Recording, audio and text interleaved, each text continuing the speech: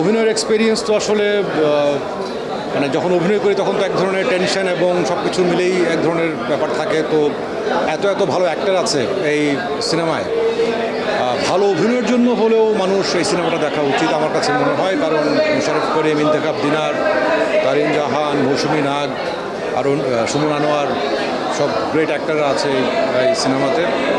এবং একটি ভালো গল্প এবং সেই গল্প যত্ন নিয়ে বানানো, সব জায়গা থেকে আসলে আমার কাছে মনে হয় গল্পের জোরে, অভিনয়ের জোরে, নির্মাণের জোরেই আসলে চক্কর 302 মানুষ দেখবে এবং পছন্দ করবে আমার কাছে মনে হয়। উনি সেটা থাকলে মনে হয় না জুনার মধ্যে একটা আছে, সেটা উনি আরও সবাইকে হেল্প করে।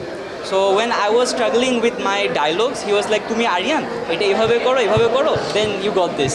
So he was a big help, Jibon ভাই ওয়াজ এ বিগ হেল্প। আমার কোয়ার্টিস্ট যারা ছিল ওরাও অনেক হেল্প করছে।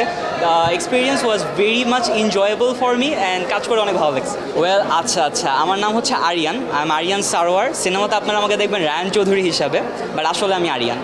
অ্যান্ড রাইট নাও আমি নর্থ সাউথ ইউনিভার্সিটিতে আছি, আর আমার ডিপার্টমেন্ট হচ্ছে MCJ, media communication and journalism.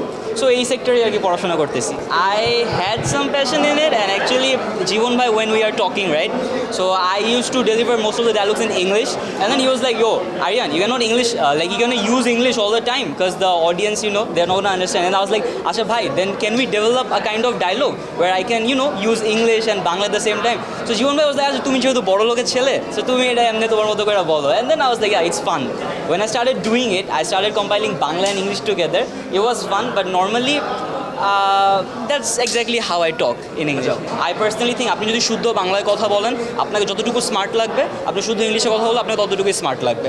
শুদ্ধভাবে কথা বলতে পারে এটাই ম্যাটার করে। I personally have respect for both languages, and যারা শুদ্ধ বাংলায় কথা বলে তাদের জন্য আই হ্যাভ গ্রেট রেসপেক্ট। আমরা যদি তাহসান ভাইকে চিনি, তাহসান ভাইয়ের কথাবার্তার স্টাইল কিন্তু আপনারা দেখছেন, উনি কিন্তু বাংলায় কথা বলেন, but he sound so smart. আমি লিমার চরিত্রে অভিনয় করেছি। ক্যারেক্টারটা অনেক চ্যালেঞ্জিং ছিল, তাছাড়া এটা আমার প্রথম অভিনয়ের কাজ ছিল।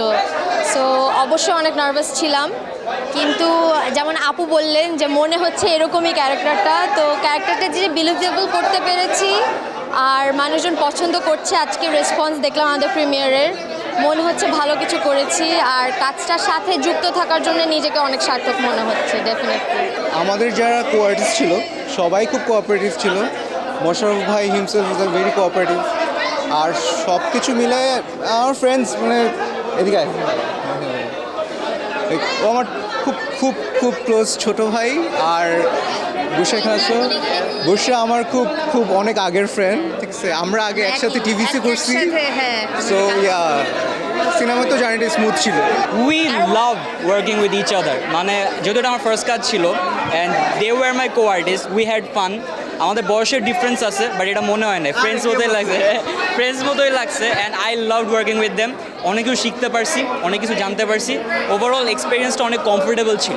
চক্করে ঢুকে ফেলেছি সবাইকে, তাহলে এটাই আমাদের গোল ছিল।